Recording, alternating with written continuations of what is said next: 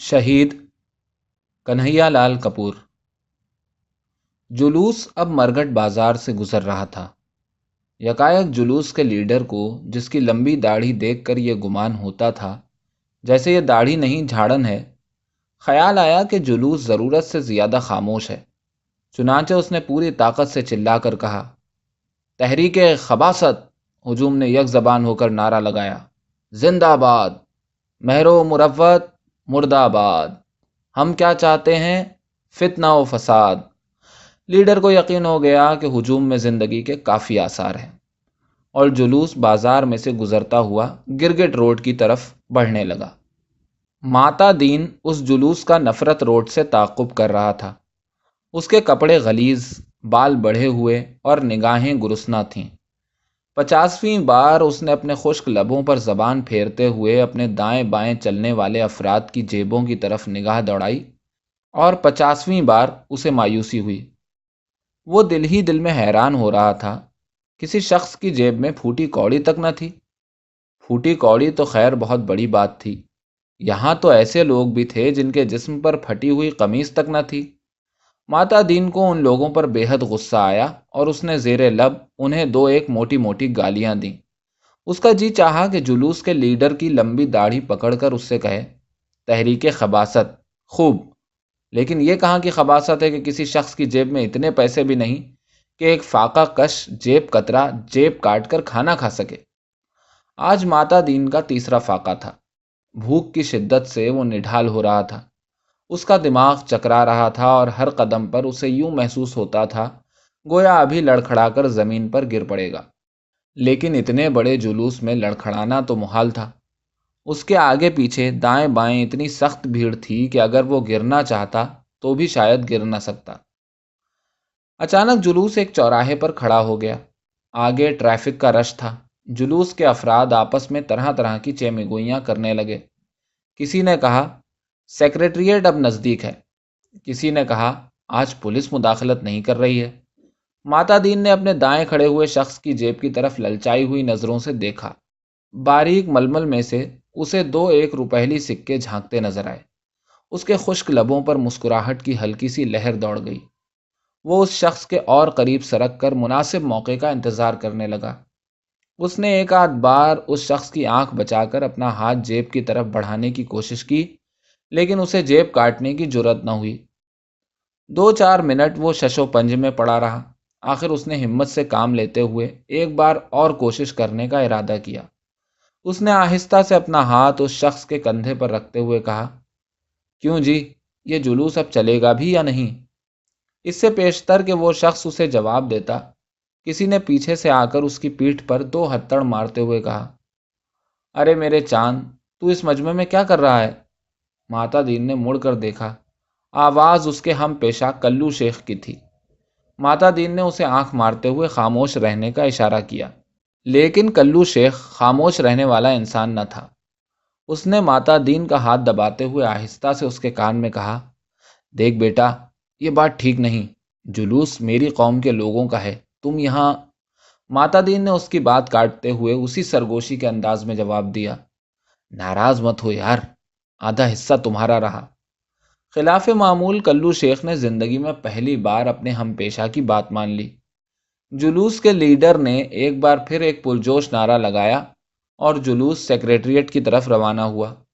کلو شیخ اور ماتا دین ساتھ ساتھ چلنے لگے۔ سیکریٹریٹ پہنچنے سے پہلے جلوس کو ایک تنگ گلی سے گزرنا تھا، جس کے باہر پولیس نے ہجوم کو روکنے کا مکمل انتظام کر رکھا تھا۔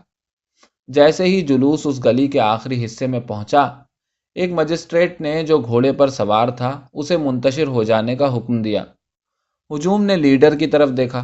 لیڈر نے مجسٹریٹ کے حکم کی پرواہ نہ کرتے ہوئے یکے بعد دیگرے 4-5 نعرے لگوانے کے بعد جلوس کو آگے بڑھنے کے لیے کہا۔ مجسٹریٹ نے آخری تنبیہ کی، لیکن ہجوم پر اس کا چندہ اثر نہیں ہوا۔ آخر جب ہجوم نے پولیس پر پتھراؤ کرنا شروع کر دیا تو مجسٹریٹ نے پولیس کو لاٹھی چارج کا حکم دے دیا۔ ہجوم میں بھگدڑ مچ گئی۔ بہت سے لوگ الٹے پاؤں تنگ گلی کی طرف دوڑے، لیکن گلی تنگ تھی اور ہجوم بے پناہ۔ اس بھگدڑ میں بوڑھے اور بچے روندے گئے۔ درجنوں آدمیوں کو چوٹیں آئیں۔ ماتا دین نے بھاگتے وقت پٹخنی کھائی اور زمین پر آ رہا۔ پولیس اب گلی میں آ پہنچی تھی اور لوگ سخت گھبراہٹ کے عالم میں بھاگ رہے تھے۔ ہجوم کا ایک ریلا ماتا دین کے اوپر سے گزرتا ہوا گلی میں واقع ایک مسجد میں جا گھسا۔ اتنے میں پولیس افسر نے سیٹی بجائی۔ چند لوگ سیکریٹریٹ کے دفتر میں بھاگنے میں کامیاب ہو گئے تھے، انہیں گرفتار کرنا تھا۔ پولیس کے سپاہی سیٹی کی آواز سن کر تنگ گلی سے باہر کی طرف دوڑے۔ پولیس کے چلے جانے کے بعد جب لوگوں کے اوسان ٹھکانے ہوئے تو انہوں نے گرد و پیش پر نظر ڈالی۔ چند بچے ڈر کے مارے زمین پر پڑے ہوئے تھے، انہیں اٹھا کر اپنے اپنے گھروں کو جانے کے لیے کہا۔ کچھ بوڑھے زخمی ہو گئے تھے، ان کی مرہم پٹی کی گئی۔ ماتا دین کو بے ہوشی کی حالت میں اٹھا کر مسجد میں لایا گیا۔ اس کے منہ پر سرد پانی کے چھینٹے دیے گئے، اسے جھنجھوڑ جھنجھوڑ کر بیدار ہونے کے لیے کہا گیا، لیکن ماتا دین بے حس و حرکت زمین پر پڑا رہا۔ یکایک کسی کو خیال آیا کہ اس کی نبض ٹٹولی جائے۔ اس نے ماتا دین کی نبض پر ہاتھ رکھا اور تعجب اور افسوس کے ملے جلے لہجے میں کہا، ارے یار، یہ تو ختم ہو گیا۔ ایک پنواڑی نے دانت نکالتے ہوئے کہا، جبھی تو میں سوچوں کہ سالہ اٹھے کیوں نہیں۔ ماتا دین کی وفات کی خبر فوراً تحریک خباثت کے دفتر میں پہنچائی گئی۔ آنن فانن مسجد میں ہزاروں لوگوں کا جمگٹھا ہو گیا۔ تحریک کے بڑے بڑے لیڈر موٹروں میں سوار ہو کر مسجد میں پہنچ گئے۔